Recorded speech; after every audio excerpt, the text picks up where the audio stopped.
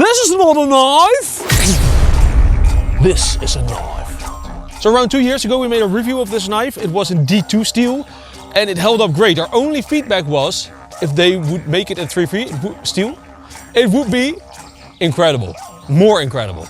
And they did exactly that. So this knife, it actually feels like it's made for us. This is a sharpness scale. The lower, the better. It measures the grams that it takes to cut this wire. 76. It's not that. That's not that good. It's a 6.5, 7. 6.5. No, 6.5. Not a 7. But let's see it on paper. Yeah, that's a 5. So negative Nancy here. Hi. It's right out of the bed. I don't like how sharp it comes. It had to be a lot sharper, and especially it has a hollow grind, and I really hate hollow grinds, especially because actually hollow grinds are known for sharpness. Yeah, and this is not sharp, so it doesn't have a benefit. Also, you just told me behind the scenes, this is kind of like Australian's Becker BK2. Yeah. But it is not Australian's Becker BK2 because it has a hollow grind. So for batoning, it probably won't split that wood apart. So the magic with batoning is, if you're negative about something, you have to say Nancy. Nancy! Nancy! Nancy! Whoa! It blasted it open. All right.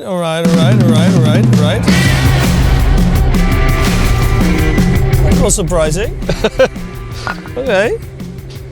Yeah, but I like being negative Nancy and that the knife starts to prove me wrong. But I'm gonna tell you, if it is a competitor of the BK2, then it has to start batoning stuff like this as well. And we're gonna do that, Mikkie, in this episode. You're gonna do that now. Oh. This tree is very freshly sawn, so it's still a little bit moist. It's hard to split. And this one is dried oak. Oh, very nice big crack in there as well. Yeah, but I'm gonna do it against the crack.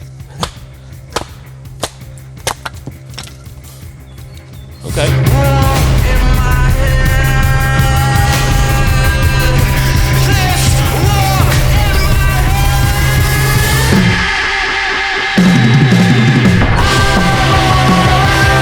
Crikey, that's amazing! Crikey, crikey, crocodile, crikey!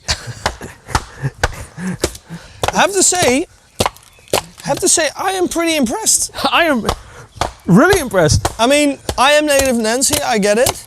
And it had to come sharper. Yeah, but, the sharpness is the thing, but the hollow grind is a small portion of the knife. So I don't think it gets in the way with cracking open that wood. Because when it goes in, you don't feel it cracking. Yeah, and then exactly when it hits the bevel. Yeah, it is just whang, whang. Let's take it one step beyond. One step beyond? This piece. Just crack it in half, man. The viewers don't want to see so much questions. So many questions, Mikkie.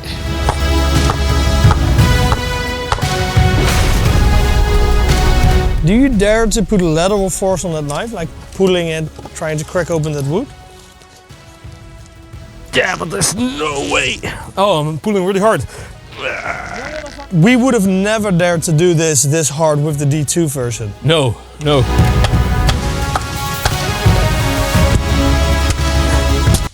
Whoa! Whoa, whoa, whoa! Martin, I didn't even get that in slow motion. Oh. Because I didn't think you were already gonna do this. Yeah, the knife did this. I mean, it's just a little bit of fiber still. So the benefit to that flat grind, or to that hollow grind, is that the cutting capabilities are better than on the BK2. It does get deeper in this very dry wood than a Becker BK2 would do this. Yeah, because I don't think a Becker BK2 would be able to do this. No. Can you grab that for me? So we're gonna use this for the friction fire. Let's use this for a feather stick. That doesn't seem really good. No. Again, because of the steep angle, this knife is made for destruction, and this makes very clear. Because of it lacks the sharpness and it lacks the angle to make good feather sticks. It comes with a very sturdy sheath with a fire steel included, but can it scrape a fire steel? That's the big question. Nopey. Okay, But I think they made a cutout here for that fire steel. So let's see how that does. I don't even know how you would use it. Is it possible? I really think that this is designed for that. But it was never prototyped. Yeah, this is never. I don't think this is ever gonna work. But that's why it also has a bow drill divot. So that's what we're gonna use. Let's go. It does this better than expected. Like way better than expected. It's actually pretty slicey. Because of the hollow grind. Yeah.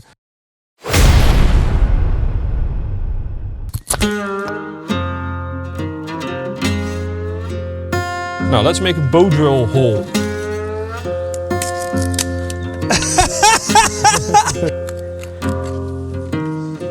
It's very dry. Seems good actually. Yeah, it seems to be working. I just got to get a little bit of friction. Oh! Give it a try, Marty boy. Yeah, we got our notch. We got some dry bird's nest. I killed the bird.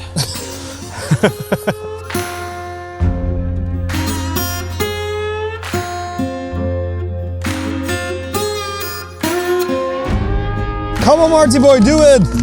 Oh, it's going really well already. I messed up. No, why? Because it flew out. The hole is really doing well. It's actually polishing, so there's not a lot of friction from the knife handle. That's really nice. Okay, second try. Oh, this is looking real good. Keep at it, Martin. Do it, go!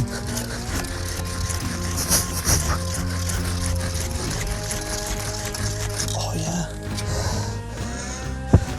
You got a call? That looks like a good call. That actually was surprisingly easy. Looks really good. Wow, that looks really good. dry als het ding is danger. So because it's so dry in the Netherlands at the moment, Mart's gonna make the fire in that thing and we're gonna carry it over to the garden from the forest. Because we don't want to take any risks in it. In it.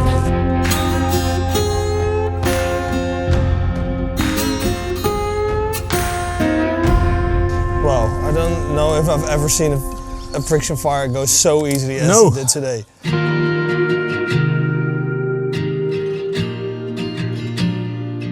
Mikkie, this is not just normal steaks, no, this is Australian Wagyu beef. Yeah, Australian, how do you say that? Brisket? Nee, die andere, picanha. Picanha, Australian picanha Wagyu. It looks like it's really fatty, Martin. Yeah, is it good quality? Because we paid 60 euros for this. I hope it's good quality. Nice.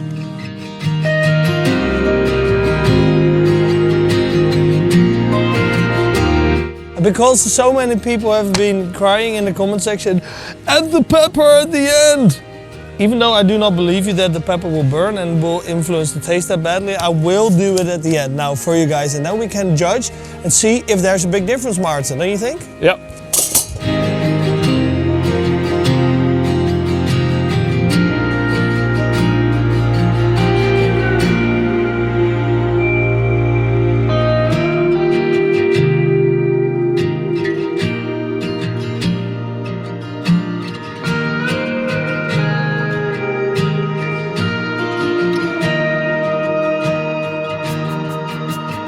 Oh my god, it was actually too hot for Mikkie to handle the sear. I couldn't do the sear because it ate too much sear on my hands. Oh, but the smell is amazing. Oh my god. My grass! My grass! Mikkie, my grass! Mikkie, my grass! My grass! Sorry. Look at my grass. Oh no, so I was burning my hand, but like in a very serious manner. Sorry, it was so hot. It was like either that or throw the pan away. So now comes the pepper, the pfeffer. Pepper at the end, yeah. Well, on camera, oh, it looks juicy. Yeah. I think it's good. So it's a little less rare than I'd like. It's a medium, I think, but it does look really good.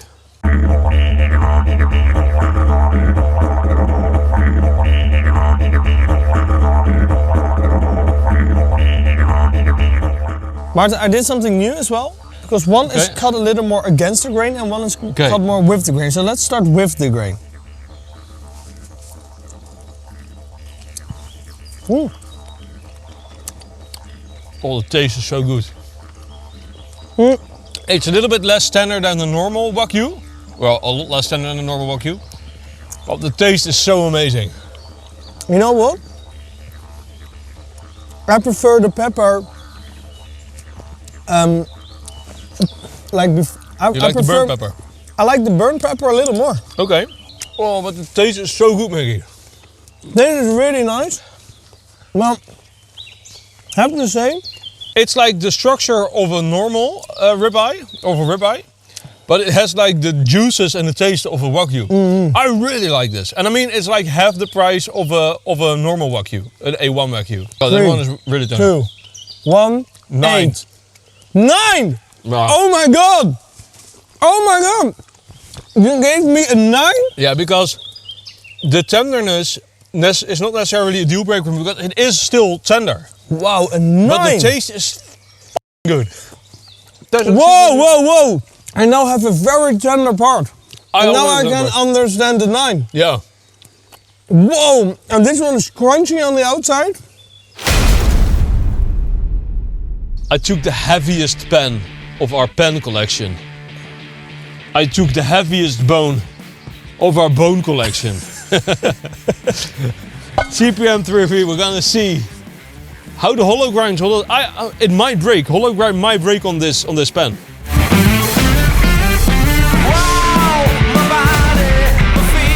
Tip looks perfect.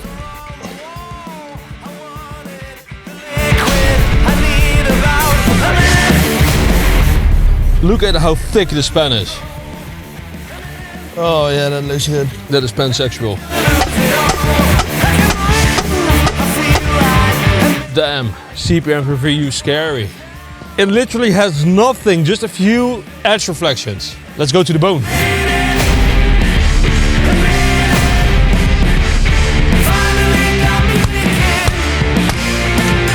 Before I'm gonna look at the edge, we have had knives that just they broke out like a half of a moon because it had a hollow grind. This knife didn't give a whoa. I said it. It has a tiny chip, I almost cannot see it, that's how small tiny. it is. Hey, and we have one, yeah, one final boss. You and I are thinking the same, Mikkie. Okay. Let me grab it. This is only for the most extreme knives. A solid steel beam. Beam!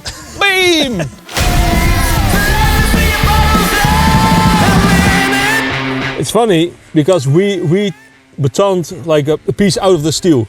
And here is a different piece that a different knife did, and there's still a piece of the knife stuck in there.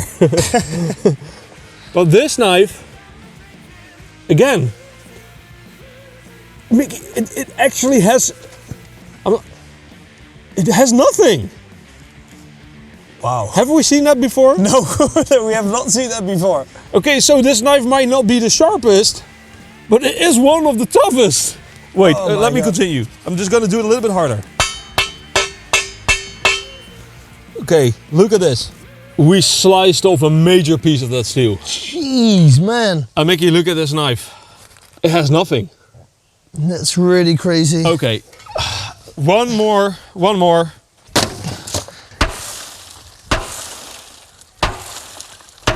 Oh man, this has chipped so many knives. It has nothing. It has nothing, Mikkie. Oh my god. Crikey, mate. Ain't you a beauty? I started off as a negative Nancy, Martin. Yeah. And I still stand behind those words that I would love to see it without a hollow grind. I would like to see it convex. Oh yeah. Oh my god, that would be so good. Hey, Heavy blades, 2026, the convex edition. Oh my god. I got something very important to say about this knife, and I'm going to say that after the giveaway that we have. It's really good. We are giving away a Falconeven NO5 thanks to DBK, a Falconeven 3G limited edition thanks to DBK, a Castrol Woodsman thanks to Heine Haynes, 2 times the Spartan Blades Alalala thanks to Tools for Gents, an LT Wright Maverick Scout in A2 with Desert Ironwood thanks to Blade HQ, 2 times a Wobbly Angler thanks to Master FIBA, and 2 times a We Knife Nightblade, our actual first folding knife design, Mikkie. That's a damn big giveaway. Let's give some positive and negatives. So let's start off with the positives. The knife delivers on its incredibly indestructible build. It's an overbuilt knife with an overbuilt sheath that's gonna be made for overbuilt stuff. You can destroy everything with this. Yeah, it's the really knife is gonna survive. If you would compare this to a Becker BK2, the handle is much better than a BK2. Yeah. The splitting, I mean, you were kind of doubting if it would be batoning really well, but it batoned like a king. That is also because it has a hollow grind, because that way the edge can be really thin. And now I'm feeling the edge. While I'm feeling the edge, it's crazy that it can actually hold up all this abuse. I'm very impressed with this, and as you saw. You're impressed, but I'm also impressed about the bow drill divot. Yeah. Because normally it really wears on the handle. It just polished. It did it very well. I'm going to say that this might be one of the most indestructible yet still good edge holding knives that we've ever tested on this channel. Don't you think? Yeah. The fact that it can take all that abuse and it is CPM-3V and that it can still, we know it can stay sharp for a very, very long time. The only thing is, it doesn't come that sharp, and that brings us to the negatives. Yeah. Sharpness is one of the negatives. Could be a lot sharper. The fire steel scraper part was a fail. Just no other word for it. It just failed. Yeah, I find that kind of a shame because it also could be like an amazing survival knife, and if it just had a place that it could scrape a fire steel well, it would be amazing. So the price, it's not a cheap knife. Is that in anno 2025, is that a strange price? No, but it is still a lot of money. Yeah, but you get like a big chunk of super steel. I started off negatively about this knife, but I'm gonna say I'm gonna end the review actually quite positively. It is a knife that you can genuinely depend your life on. Well done, partner. So Australia, thank you very much for this knife. Have great knives. Thank you for sending it in. See you every Thursday 1 p.m. PDT, and I hope you like this video. Please like it for the algorithm and comment for the algorithm, and then hopefully just recommend us a knife you'd like us to see us review. Okay, bye.